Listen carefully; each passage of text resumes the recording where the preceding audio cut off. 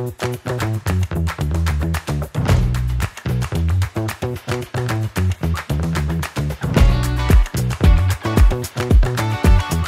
a parlé du secteur de l'automobile, on a parlé du secteur de l'aérien.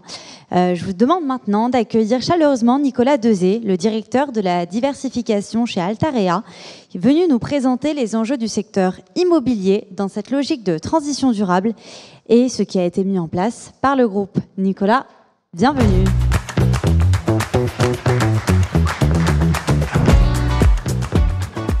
Merci et ravi de passer après vous parce que on va parler immobilier, mais on va parler aussi de solutions plus globales. L'immobilier fait partie des secteurs les plus émissifs. Je crois qu'on a une grande responsabilité dans la transition énergétique, dans la décarbonation. Et c'est notamment pour ça qu'aujourd'hui on a une JV avec Electra et qu'on déploie sur un certain nombre de nos sites des bornes, parce que c'est aussi un moyen pour nous de contribuer. On est un acteur global de l'immobilier, on fait du commerce qu'on exploite, on fait du logement, on fait du bureau. Donc c'est un sujet qui nous préoccupe et sur lequel on intervient à toutes les échelles. Aujourd'hui, il n'y a pas un projet dont la priorité n'est pas la prise en compte de ces enjeux-là. Et encore une fois, à un niveau très global. Ça ne peut pas être uniquement dans la phase construction, dans la phase exploitation. On se pose même la question sur comment viennent les gens sur nos sites. Donc on est obligé au niveau de toutes nos marques, au niveau des collaborateurs, d'avoir ça en nous et de développer un ADN décarboné pour accompagner nos projets. On a évidemment beaucoup évolué sur ces questions-là depuis quelques années.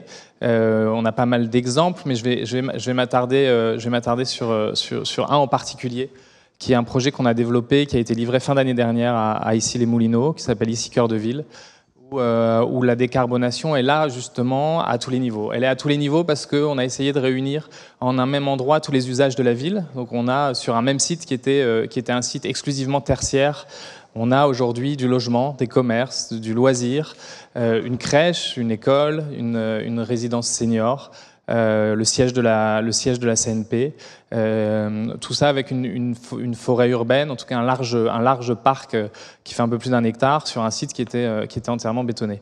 Donc il y a déjà cette première approche de se dire comment sur un même foncier on arrive à mixer les usages pour densifier avec de la manière la plus intelligente possible.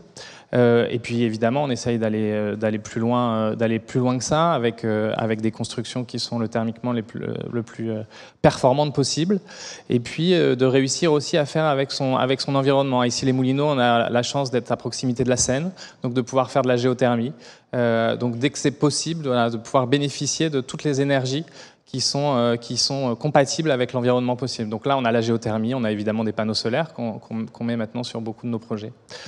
Donc ça, c'est un des exemples de ce qu'on peut faire et comment on essaye de répondre à ces défis-là. On développe aussi d'autres solutions. On a une marque dans le groupe qui s'appelle Woodeum, qui fait de la construction bois. Aujourd'hui, la plupart des projets de Woodeum sont en RE 2028 quand ils ne sont pas compatibles avec la RE 31. Donc là aussi, c'est réussir à anticiper et se dire que la réglementation c'est bien, mais sans doute il faut faire mieux et plus vite dès à présent si on veut pouvoir continuer à construire. Et ça, c'est le volet immobilier, mais encore une fois, nous, on est un développeur global et on se pose la question de manière assez complète. Et là, je vais vous parler de 3 exemples qui sont dans la continuité, qui sont dans le fil rouge chez Altarea de cette transition énergétique et de cette décarbonation, qui sont 3 activités que je développe, qui sont la logistique urbaine, on va en parler un peu plus en détail, les data centers et les ENR et la production photovoltaïque. Parce qu'on s'est dit aussi que de par nos capacités et notre expertise, c'était aussi des métiers qui pouvaient être intéressants pour nous et qu'on avait des choses à apporter. La logistique urbaine, pourquoi ? Là aussi, c'est comment, en tant que développeur immobilier, on peut accompagner les territoires, accompagner les métropoles sur la gestion de ces flux. Finalement, la première réponse d'Altarea c'est à la question, c'est comment on va accompagner les évolutions de la société, comment on va accompagner le besoin des consommateurs, les besoins des citoyens, et la logistique urbaine est une réponse à l'explosion de la livraison à domicile. Donc c'est comment on arrive à créer des centres de proximité qui permettent de massifier les colis à un seul endroit et puis de répartir les livraisons en mobilité douce. Voilà, donc c'est une des réponses qu'on peut apporter en tant que développeur immobilier. On contraint nos locataires à faire la livraison du dernier kilomètre, soit vélo, soit véhicule 100% ENR. Et finalement, ça marche assez bien et on arrive à l'imposer dans nos baux. Donc ça permet de répondre à plusieurs problématiques. Une problématique pour les villes et les territoires d'améliorer les flux, de décarboner les flux, et pour les consommateurs d'avoir une livraison optimale. On s'est posé des questions assez similaires sur les data centers. C'était une brique de l'immobilier qu'on n'adressait pas. Aujourd'hui, là aussi, il y a des besoins qui explosent. On est tous sur notre téléphone à peu près toute la journée. L'arrivée de l'intelligence artificielle, des objets connectés, de la voiture autonome, qui font que les besoins sont de plus en plus importants et de plus en plus éclatés sur le territoire. Et donc notre idée aussi, c'est de se dire, par notre expertise, comment Altarea peut accompagner ces besoins en faisant les objets les plus vertueux possibles.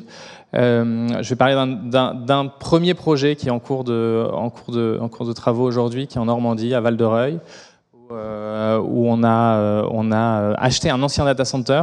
Donc ça aussi, c'était important pour nous de quand c'est possible de faire de la réhabilitation, de la rénovation plutôt que de construire du neuf. Et avec là aussi plusieurs questions qui se posent, qui sont comment ces objets qui sont des gros consommateurs d'énergie peuvent être les plus efficients possibles. Donc ça va être maximiser la part en énergie renouvelable. Donc acheter de l'électricité via des PPA à des centrales photovoltaïques. Ça va être là aussi, on a choisi ce site aussi parce que possibilité de faire de la géothermie. Donc c'était important pour nous aussi dans le refroidissement du site, de pouvoir avoir des solutions qui soient neutres en carbone. Et puis évidemment de se dire que les serveurs chauffent et donc ça crée de la chaleur. Et aujourd'hui on ne peut pas imaginer un data center si on n'arrive pas à récupérer cette chaleur. Donc là on travaille avec l'Aglo sur la création d'un réseau de chaleur urbain pour réinjecter cette chaleur. Donc là aussi c'est une vision globale de comment sur un produit qui peut faire un peu peur, comment on peut se dire qu'on peut en mutualisant les ressources répondre aux besoins tout en ayant un objet le plus décarboné possible. Et puis enfin, les énergies renouvelables. Bon là, c'est évidemment un peu plus évident sur leurs apports à la transition énergétique. Mais là aussi, on a un maillage territorial qui est très important. On est présent sur tout le territoire. Et puis, comme un peu avec Issy-les-Moulineaux, on a la capacité de mixer les usages. Et les énergies renouvelables, ça peut être aussi ça. C'est comment, en mixant les usages, on utilise moins de foncier. Donc ça va être du photovoltaïque sur les parkings de nos centres commerciaux. On est développeur aussi de grande logistique, on développe pas mal d'immobilier de grande logistique. Donc comment on va utiliser cette quatrième façade qui n'était pas utilisée jusqu'à présent pour la valoriser et participer à la production photovoltaïque. Et puis on va encore un peu plus loin sur un terrain où on nous attendait peut-être pas. On s'est lancé dans l'agrivoltaïsme, on a signé des partenariats avec des grandes coopératives et avec toujours cette idée de se dire que sur un même foncier, on arrive à mixer les usages et à réussir à mixer une production agricole avec une production photovoltaïque. Ça a pas mal d'avantages. Ça a l'avantage déjà de pérenniser ces productions agricoles. Aujourd'hui, il y a quand même une vraie question sur le niveau de vie de ces agriculteurs, sur la transmission aussi de ces exploitations agricoles. Et ça permet d'assurer un loyer supplémentaire. Il y a aussi, évidemment, les agriculteurs sont les premiers à souffrir aujourd'hui du réchauffement climatique et c'est réfléchir à des solutions intelligentes qui permettent d'amener de l'ombrage à des cultures qui peuvent en avoir besoin, des élevages qui peuvent en avoir besoin, et de réussir, une fois encore, à mixer ces usages sur une même parcelle pour ne pas utiliser davantage de foncier. Là aussi, on a des projets dans toute la France. L'évolution des énergies renouvelables et de la technologie permet aujourd'hui de remonter sur des latitudes un peu plus hautes. Et l'idée est donc de développer ces différents produits que j'ai évoqués. Donc voilà, aujourd'hui on arrive à répondre à cette question et ces enjeux à tous les points de vue, sur tous nos métiers, et surtout ce qui fait un peu le fil rouge de nos différents métiers aujourd'hui, c'est ça, c'est bien cette question de la transition énergétique, de la décarbonation, et comment un développeur immobilier peut contribuer, participer, et passer d'un secteur très émissif à un secteur qui va contribuer aujourd'hui à la décarbonation.